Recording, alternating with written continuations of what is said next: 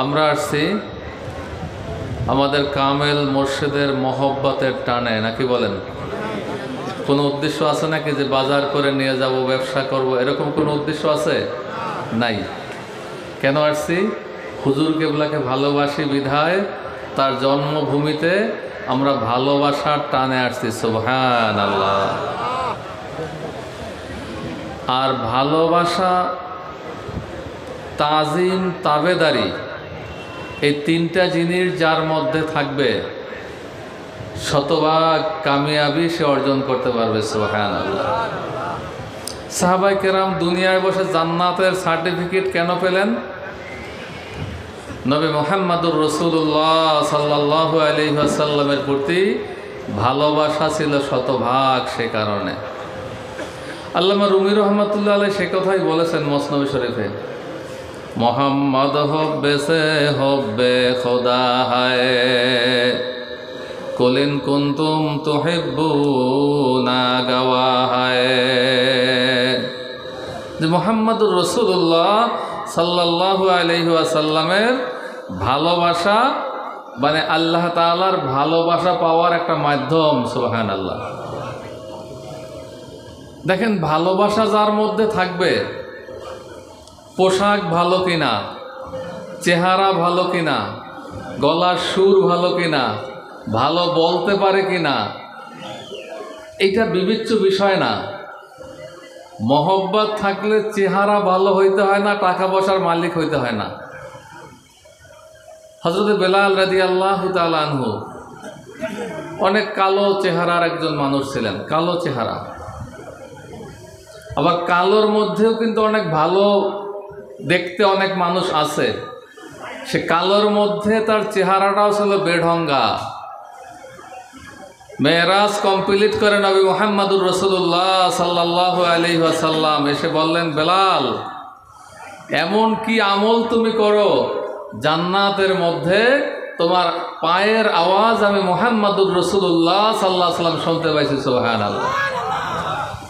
হযরত বেলাল বলেন, ইয়া রাসূলুল্লাহ, ইয়া হাবিবাল্লাহ, অত বেশি আমল আমার মধ্যে নাই, শুধু দিলের মধ্যে নবী মুহাম্মদুর রাসূলুল্লাহ সাল্লাল্লাহু আলাইহি ওয়াসাল্লামের ভালোবাসা আছে। সুবহানাল্লাহ। বেশি আমল তো করার সুযোগ পাই না, আমল তো বেশি করি না, আপনাকে দিল মন থেকে কলজাত থেকে আপনাকে ভালোবাসি। সুবহানাল্লাহ। তবে ইয়া রাসূলুল্লাহ, ইয়া হাবিবাল্লাহ, একটা আমল আমি করি, যে আমলটা হইল সর্বসময় আমি অজু অবস্থায় থাকার চেষ্টা করি। সুবহানাল্লাহ। আর অজু যখন করি, অজু কমপ্লিট হয়ে যায়, অজু করার সাথে সাথে 2 রাকাত তাহিয়াতুল উজু, 2 রাকাত নফল নামাজ আদায় করি। সুবহানাল্লাহ।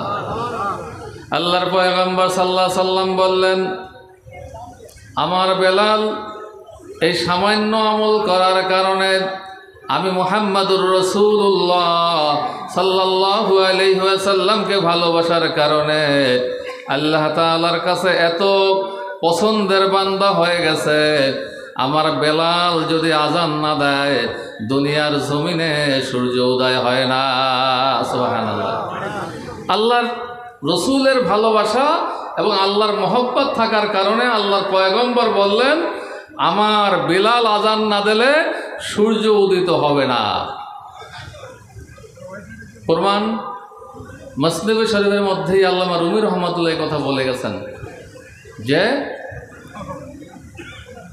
আমি তো আগেই বলছি চেহারা ভালো না, আর চেহারা তো বিবেচ্য বিষয় নয়ও, কণ্ঠটাও ভালো না। কণ্ঠ ভালো না। ইসলামের বিজয় হইল, বিজয় হওয়ার পরে সাহাবায়ে কেরাম রাদিয়াল্লাহু তাআলা আনহুম আজমাইন যখন যেথায় যায়, ইহুদি নাসারা এবং ইসলাম বিরোধী যারা ইসলামকে মহব্বত করে না, তারা বলে, কটাক্ষ করে, ব্যঙ্গ করে বলে, তোমাদের একটা ইসলাম, নাউজুবিল্লাহ, তোমাদের একজন মুয়াজ্জিন সুন্দর করে কথাও বলতে পারে না। সাহাবায়ে কেরাম রাদিয়াল্লাহু তাআলা আনহুম আজমাইন আল্লাহর পয়গম্বর সাল্লাল্লাহু আলাইহি ওয়াসাল্লামের কাছে আবেদন করলেন, ইয়া রাসূলুল্লাহ, ইয়া হাবিবাল্লাহ, এখন মুয়াজ্জিন পাল্টাবার সময় হয়েছে, কারণ অনেক কথা শুনতে হয়, যদি মেহেরবানি করে পাল্টান ভালো হয়। রাসূল আকরাম সাল্লাল্লাহু আলাইহি সাল্লাম মন থেকে চান নাই, কারণ আল্লাহর পয়গম্বর সাল্লাল্লাহু আলাইহি সাল্লাম তো জানেন যে বেলালের দিলের অবস্থাটা কি। মুয়াজ্জিন পাল্টানো হলো, সংক্ষেপে আলোচনা করতে হবে। সুন্দর একজন মুয়াজ্জিন, সুললিত কণ্ঠের অধিকারী, তাকে নিয়োগ দেওয়া হইল। বেলাল রাদিয়াল্লাহু তাআলা আনহু আসল মালিকের কাছে দরখাস্ত করছেন যে আল্লাহ, আমার দোষ কি? উমাইয়া আমাকে লোহার রড গরম দিয়া আমার জিহ্বায় সেক দেওয়ার কারণে আমার জবানটা তুতলা হয়ে গেছে, এখানে আমার অপরাধ কোথায়? ফজরের সময় হইল, নূতন মুয়াজ্জিন আজান দিয়া দিছে। একটা মাসালা বলি, ফজরের নামাজের জামাত এমন সময় অনুষ্ঠিত হতে হয় যে নামাজ শেষ হয়ে যাবে, আর একবার নামাজ পড়ার সময় থাকে। দেখবেন দরবারে কোন টাইমে নামাজটা পড়ে, এটা সুন্নাত তরিকা। তো চারিদিকে একটু ফর্সা ফর্সা ভাব হবে। এই সময়টা রাখতে হয় কেন? আল্লাহ না করুন যদি কোনো কারণে নামাজ ফাসেদ হয়ে যায়, নামাজ দোহরায় পড়ার সুযোগ যাতে পাওয়া যায়। রাসূল আকরাম সাল্লাল্লাহু আলাইহি সাল্লামের জীবদ্দশায় আজান হয়ে গেছে। তখন তো আর এরকম ডিজিটাল যুগ ছিল না, ঘড়ি ছিল না। সূর্যের আলো দেখে, মানুষের ছায়ার মাপ দেখে নামাজের ওয়াক্ত নির্ধারিত হতো। তো ফর্সা হচ্ছে না কেন? আল্লাহ রাব্বুল আলামিন জিবরাইল আলাইহিস সালামকে পাঠাই দিলেন।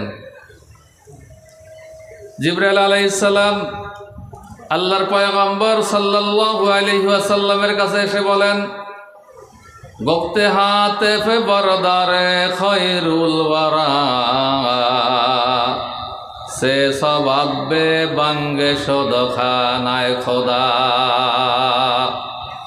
হযরত জিবরাইল আলাইহিস সালাম আল্লাহর রাসূল সাল্লাল্লাহু আলাইহি ওয়াসাল্লামকে সালাম দিয়ে বলেন, ইয়া রাসূলুল্লাহ, ইয়া হাবিবাল্লাহ, আল্লাহ রাব্বুল আলামিন জানতে চেয়েছেন আল্লাহর ঘরে আজকে কেন ফজরের আজান হয় নাই? হে আল্লাহর পয়গম্বর, আজান কেন হলো না? রাসূল আকরাম সাল্লাল্লাহু আলাইহি ওয়াসাল্লাম, আসলে কি আজান হয় নাই? কি বলেন? আজান তো হয়েছে।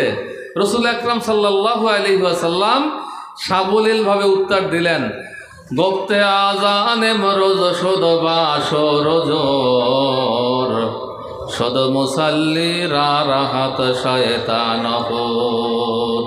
জিবরাইল, তুমি কি বলো আজান হয় নাই? আজকে তো আজান অনেক সুন্দর সুরে হয়েছে, মুসাল্লিদের কলজা ঠান্ডা হয়ে গেছে, শয়তান আজানের আওয়াজে অনেক দূরে চলে গেছে। যখন মসজিদে বা যে কোনো জায়গায় আজান হয়, আজানের ধ্বনি যতটুকু দূরে যাবে, শয়তান ওই এরিয়ার মধ্যে থাকতে পারে না। সুবহানাল্লাহ।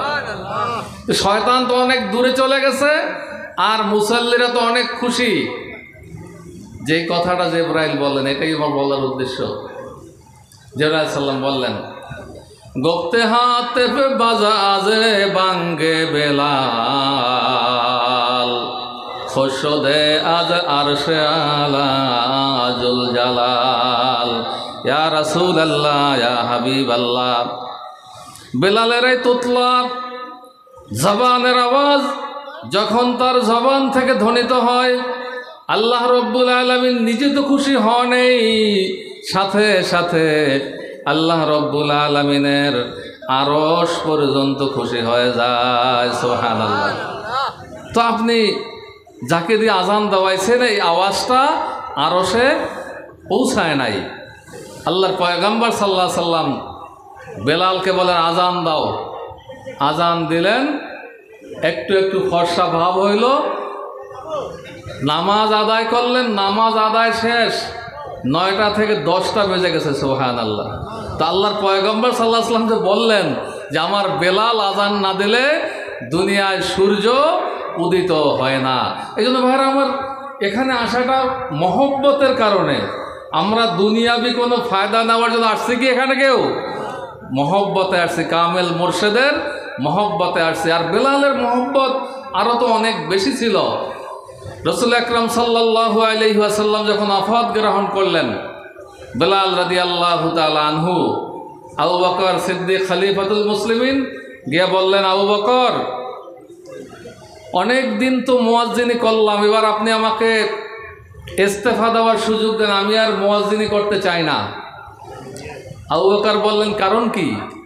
বলে যে, আবু বকর, আমি যখন আজান দিতাম, আজানের সময় আশহাদু আন্না মুহাম্মাদুর রাসূলুল্লাহ বললে আমি দেখতাম নবী মুহাম্মাদুর রাসূলুল্লাহ সাল্লাল্লাহু আলাইহি সাল্লাম হয়তো আমার ডানে বসা, না হয় আমার বামে বসা, না হয় আমার সামনে বসা, না হয় আমার পিছনে বসা।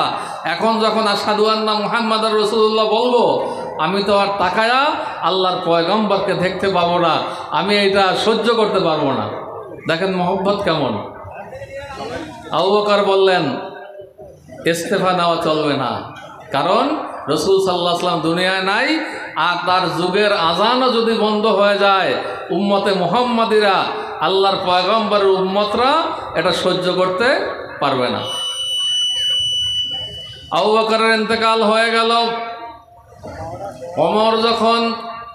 ওমর রাদিয়াল্লাহু তাআলা আনহু যখন খলিফাতুল মুসলিমিন, বেলাল আবার গিয়া ওমর রাদিয়াল্লাহু তাআলা আনহুর কাছে আবেদন পেশ করলেন, ওমর, মেহরবানি করে ইস্তেফা দেওয়ার অনুমতি দিন। যে ওমর, আমি আবু বকরকে বলছিলাম, আবু বকর আমার আবেদন মঞ্জুর করে নাই, আপনি আমার আবেদন মঞ্জুর করেন, আমি আর মসজিদে নববীতে আজান দিতে পারবো না। কারণ একটাই, আমি যখন আজান দেই, ডানে বামে সামনে পিছে কোথাও নবী মুহাম্মাদুর রাসূলুল্লাহ সাল্লাল্লাহু আলাইহি সাল্লামকে দেখতে পাই না, এটা আমি সহ্য করতে পারি না। ওমর বললেন, কি করবেন তাহলে? বলে যে, আমি সিরিয়ায় চলে যাব, সিরিয়ায় গিয়া জিহাদ করতে করতে আল্লাহর রাস্তায় শাহাদাত বরণ করব, সেটা আমার সহ্য হবে, কিন্তু রসুল বিনে মদিনার মসজিদে আমার পক্ষে আজান দেওয়া সম্ভব হবে না। ওমর অনুমতি দিলেন। বেলাল রাদিয়াল্লাহু তাআলা আনহু চলে গেলেন সিরিয়ায়। 1 বছর হয়ে গেল, মদিনায় আর ফিরে আসেন নাই। 1 বছর পরে নবী মুহাম্মাদুর রাসূলুল্লাহ সাল্লাল্লাহু আলাইহি ওয়াসাল্লাম স্বপ্নের মধ্যে বেলালকে ডাক দিয়ে বলেন, বেলাল, এই নাকি তোমার মোহব্বত? 1টা বছর হয়ে গেল, তুমি যখন মদিনায় ছিলে আমার রওজার সামনে দাঁড়ায়া আমাকে সালাম দিতে, আমাকে জিয়ারত করতে, 1 বছর হয়ে গেল তোমাকে আমি দেখতে পাই না, এটা কি মোহব্বতের বহিঃপ্রকাশ? বেলাল রাদিয়াল্লাহু তাআলা আনহু আর মুহাম্মাদুর রাসূলুল্লাহ সাল্লাল্লাহু আলাইহি সাল্লামকে যদি কেউ স্বপ্নে দেখে, মার রাআ ফি মানামি ফাকাদ রাআনি, রাসূল সাল্লাল্লাহু আলাইহি সাল্লাম বলেন, যদি কেউ আমাকে স্বপ্নে দেখলো, সে যেন সত্যই আমি মুহাম্মাদুর রাসূলুল্লাহ সাল্লাল্লাহু আলাইহি সাল্লামকে স্বপ্নে দেখলো। কারণ শয়তান কখনো মুহাম্মাদুর রাসূলুল্লাহ সাল্লাল্লাহু আলাইহি সাল্লামের সূরত ধরতে পারে না। বেলাল অস্থির হয়ে গেছে কখন মদিনায় আসবেন। মদিনায় আসার পরে রাসূল আকরাম সাল্লাল্লাহু আলাইহি ওয়াসাল্লামের রওজার সামনে দাঁড়ায়া সালাত ও সালাম পেশ করলেন। ইতিমধ্যে হযরতে হাসান হোসাইন রাদিয়াল্লাহু তাআলা আনহুমার সাথে দেখা।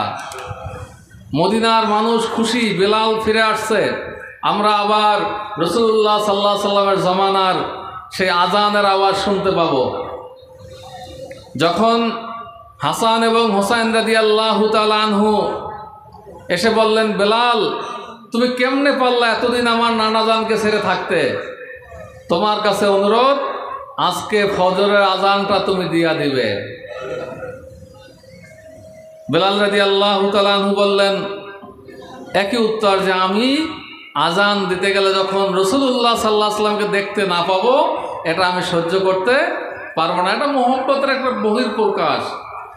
তারপরেও বেলাল বললেন, কারণ বন্ধুর প্রতি বন্ধুর ভালোবাসা থাকে নাকি বলেন?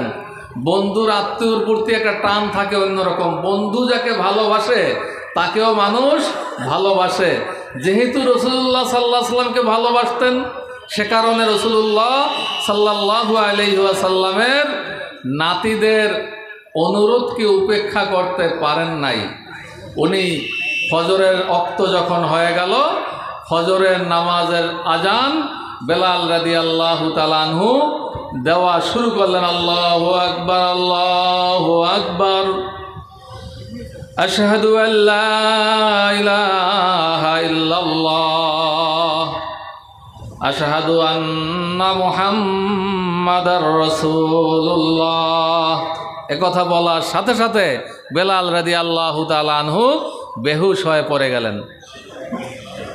তো বিষয়টা, ঘটনাটা বলার উদ্দেশ্য না, উদ্দেশ্য ছিল মহব্বত থাকতে হবে আমাদের সকলের দিলের মধ্যে শতভাগ আল্লাহ এবং আল্লাহর রসুল কামেল মুর্শিদের প্রতি যদি মহব্বত থাকে। আমাদের মধ্যে এমন লোকও আছে, টাকা পয়সা নাই, চেহারা ভালো না, শিক্ষা ভালো না, ওরকম সমাজে মানুষের মধ্যে পরিচিতি নাই, কিন্তু কামেল মুর্শিদকে ভালোবাসার কারণে আল্লাহ, আল্লাহর রসুল, কামেল মুর্শিদ তাকে দিল থেকে ভালোবাসে। সুবহানাল্লাহ। এজন্য দরবারে যতদিন থাকব আল্লাহ তাআলার কাছে একটাই চাওয়া থাকবে যে আল্লাহ দরবারের প্রতি শতভাগ অনুগত থেকে মহব্বত, শতভাগ মহব্বত অন্তরে রেখে কামেল মুর্শিদের সঙ্গে, কামেল মুর্শিদ যাদেরকে ভালোবাসেন, কামেল মুর্শিদ যে কাজ করার নির্দেশনা দেন, যে কাজ থেকে বেঁচে থাকার নির্দেশনা আমাদেরকে দিয়ে থাকেন, সেই কাজগুলি ছেড়ে দেওয়া, যে কাজ করার জন্য বলেছেন সে কাজগুলি বেশি বেশি করা, এবং নামাজ বিনা কাজায় পড়া, নামাজের পরে কোরআনি ওজিফা এটা বিনা কাজায় পড়া, আর হালাল রিজিক এটা কনফার্ম করা, তাকওয়া পরহেজগারি এখতিয়ার করা, আর আত্মশুদ্ধির জন্য, তাজকিয়ায় নফসের জন্য যে আমলগুলি করা দরকার বেশি বেশি করা। আল্লাহ রাব্বুল আলামিন আমাদের সবাইকে তৌফিক দান করেন। সকলে বলি আমিন। একবার দুরূদ শরীফ পড়ে আল্লাহুম্মা